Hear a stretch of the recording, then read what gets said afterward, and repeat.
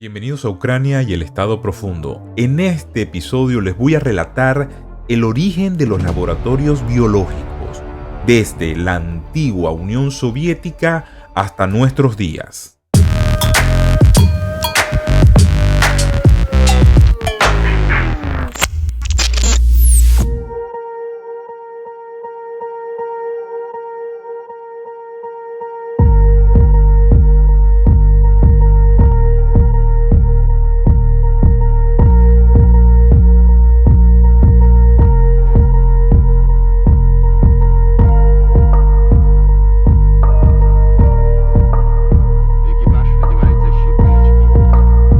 К точке взрыва.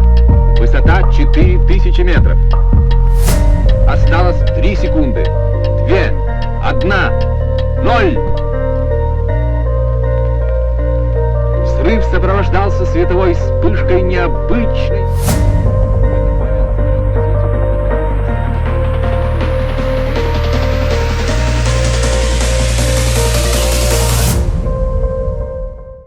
Como ya se los había mencionado, lograr especificar el origen preciso del programa de armas biológicas desarrollado por la Unión Soviética, tendríamos que remontarnos a antes de la Segunda Guerra Mundial y justo después de la Primera. Y por esa razón, el tema es muy extenso como para poder concentrarlo en un video corto. Solamente tomaré los hechos históricos para ponerlos a ustedes en contexto y luego traerlos a esta época para que ustedes vean qué relación tienen estos hechos con el Estado Profundo. La política sencillamente es la lucha por el poder o por mantener el mismo. La Unión Soviética no era distinto a esto. Siempre después de la Primera Guerra Mundial buscaron la forma de estar preparados para la siguiente guerra. Estados Unidos también se estaba preparando para los próximos conflictos. Recordemos que Estados Unidos tiene una responsabilidad muy importante de mantener su liderazgo en el mundo. Si ya ustedes habrán escuchado algo como si vis pacem para bellum o sencillamente si quieres paz, preparaos para la guerra. Eso lo hicieron estas dos superpotencias. La carrera armamentística de todas estas superpotencias se hizo de una forma descontrolada, con el afán de buscar el método perfecto o el arma perfecta con el cual poder acabar con el enemigo.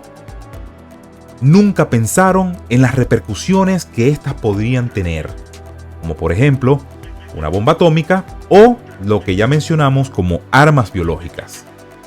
Pero hablando específicamente de la Unión Soviética, ellos poseían un programa de armas biológicas que se mantuvo en el tiempo siendo el más sofisticado y el más grande del mundo.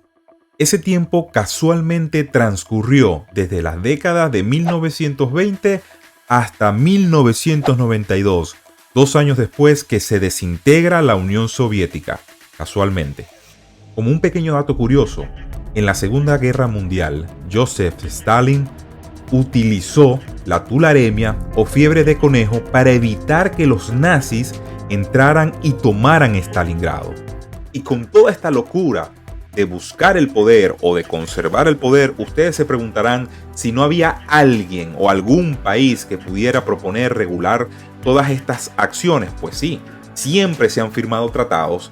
Uno importante fue el Tratado de Ginebra, pero para mí, más que firmar los tratados, siempre han sido como que un stunt publicitario o una estrategia de marketing con el fin de darle calma a la población, porque siempre son violados. Fíjense que una de las cosas que dice el Tratado de Ginebra es: tú puedes crear y desarrollar armas biológicas, pero no las puedes usar. Por supuesto, en una guerra tú vas a estar pendiente si no vas a usar el único instrumento que te puede hacer ganar dicho conflicto.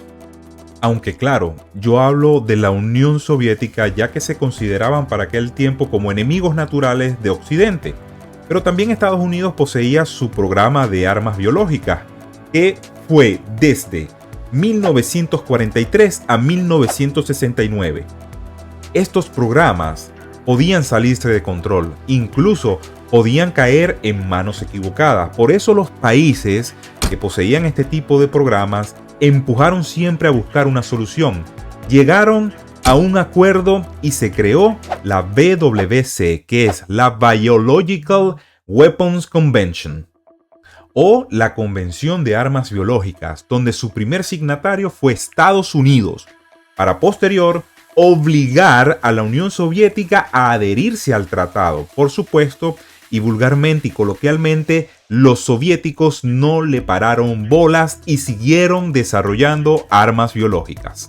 Es un tratado que comprende 15 artículos solamente, donde para mí el más importante es el artículo 1, que dice textualmente: nunca, bajo ninguna circunstancia, se podrá desarrollar, producir, almacenar, adquirir o conservar armas biológicas.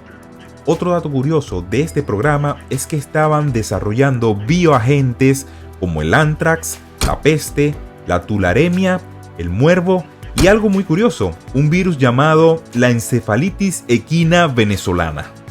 Por eso, y no en vano, ya yo les había dicho que estos tratados y estos acuerdos eran una burla, eran un engaño publicitario de puertas afuera, donde les diera la oportunidad de tomarse una foto, darse el apretón de mano, publicar el titular en las noticias y luego, secretamente, estos gobiernos iban a seguir desarrollando este tipo de armas biológicas sin la anuencia y el conocimiento de la ciudadanía.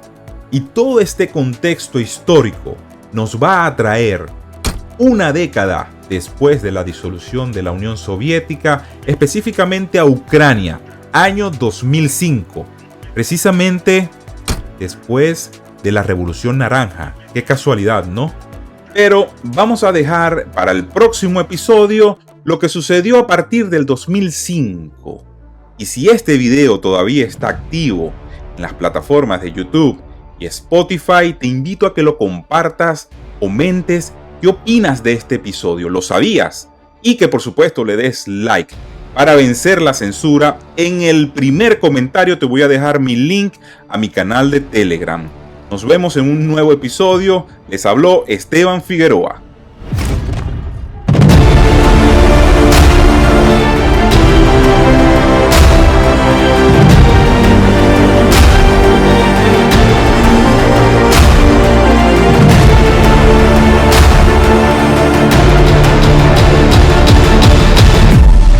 Este podcast es producido por Phil By. Everything woke turns to shit, okay? It's true.